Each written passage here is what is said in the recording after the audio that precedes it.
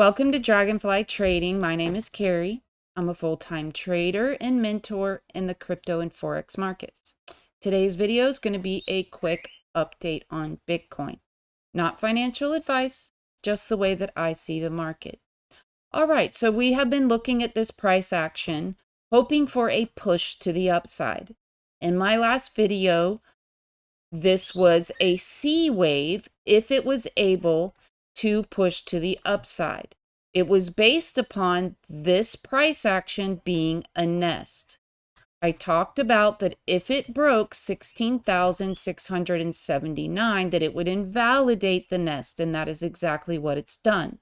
But we do have an alternative, and the alternative is that it makes a complex structure where all of the waves are three waves. If it can hold $14,050 right here where this 1.618 is and not come underneath it with candle closes, it has a chance to still pivot to the upside, making the Y wave, which will pivot in a three-wave move. Because it is now turned into a Y wave, it will not probability-wise come over $25,270. That's the max extension that a Y wave should hit. So how would it get up there? It can move from here in a three-wave move, or it can roll over one more time. It can get deeper with this wave, but it cannot come under the $14,050. This would be our most bullish option.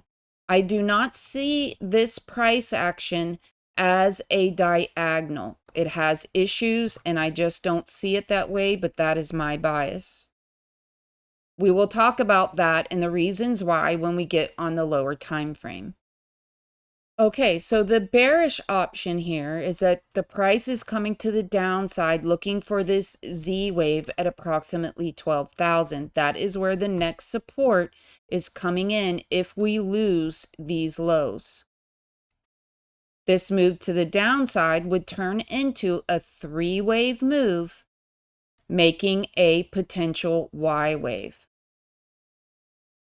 All right, let's take a look at the lower time frame and let's talk about why I do not see this wave as a diagonal. The first and the main reason is because when you have a diagonal, you have overlapping waves. Your fourth and your wave one overlap each other. And as you can see here, to be able to call this a fourth wave, we would need to use this section right here where it overlaps the one. And with that said, you would need to move your line up to make it a contracting diagonal, and you have price action that sticks out the bottom of that trend line. Because of that, I do not see this price action as a diagonal as many are seeing it that way. Now, of course, I could be wrong, but I'm highly leaning that it is not a leading diagonal. Okay, but price can still pivot to the upside, filling in this insufficient zone, coming up to approximately the 618 at almost 19,000 or the 0.5 retracement at 18,250. What it would need to do is hold these current lows and pivot to the upside, giving this leg a partner leg. This would create a three-wave move. It would create that B or X, and then it would give this leg a partner leg to the downside, heading in to that Z wave at approximately 12,000.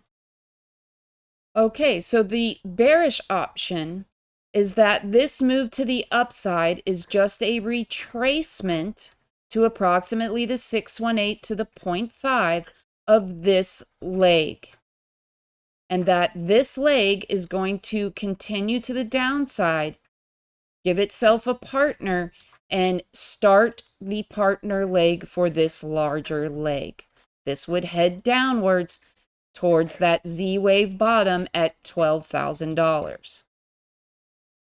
Coming over the high at 18,385 will give probability to the bulls that they are giving this leg a partner leg. So short and sweet, I hope you enjoyed this video, and I will see you in the next one.